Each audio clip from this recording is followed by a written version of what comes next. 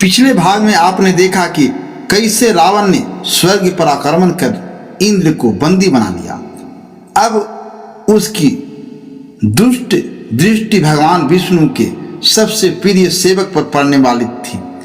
यह वह घटना थी जिसने रावण के विनाश की नींव रखी।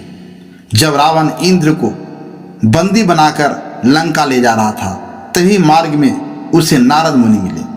नारद मुनि ने ठहाका लगाते हुए कहा, रावण, तुम स्वयं को संसार का सबसे शक्तिशाली राजा समझ रहे हो, लेकिन क्या तुमने अपने भविष्य पर विचार किया है? रावण हंसते हुए बोला, मेरा भविष्य? मैं अजय हूं, कोई मेरा कुछ नहीं बिगाड़ सकता। नारद गंभीर स्वर में बोले, रावण, तुमने इंद्र को बंदी बनाया, लेकिन अब तुम जो करने जा रहे हो वही तुम्हारे अंत का कारण बनेगा। रावण ने उपेक्षा से उनकी बात सुनी और आगे बढ़ गया। उसे नहीं पता था कि अब वह कौन सी गलती करने जा रहा है जिससे उसका विनाश निश्चित हो जाएगा। जब रावण लंका पहुंचा तो वहां उसने इंद्र को कारागार में डाल दिया। अब वह और शक्तिशाली बनने की लालसा में सोचने लगा। स्वर्ग जीत लिया, यमराज को परास्त कर दिया, अब ऐसा क्या करूं जिससे मेरी अमरता निश्चित हो जाए।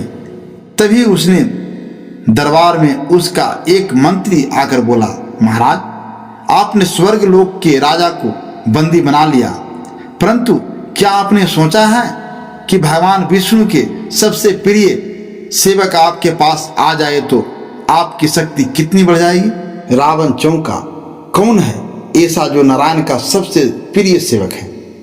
मंत्री बोला, महाराज, यह और कोई नहीं बल्कि ऐरावत हाथी है जो इंद्र का वाहन है।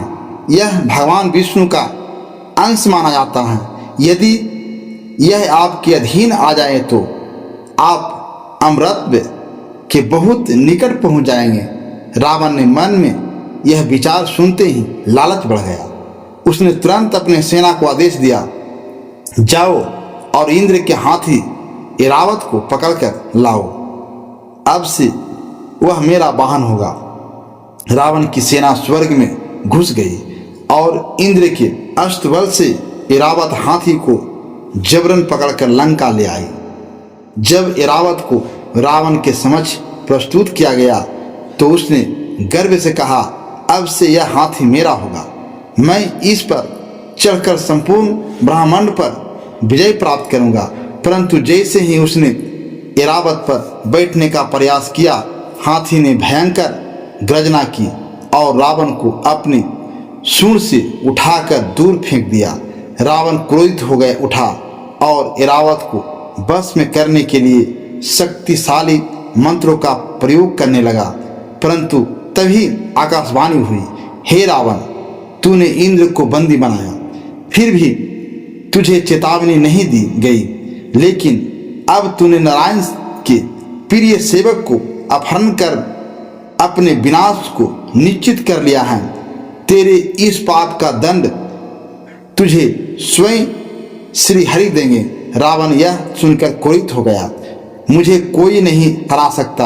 अब यदि विष्णु स्वयं भी आ जाए तो भी मैं उनसे नहीं डरूंगा।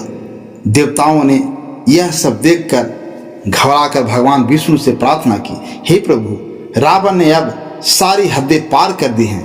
यदि इसे रोका नहीं गया तो यह पूरे ब्रह्मांड को नष्ट कर देगा।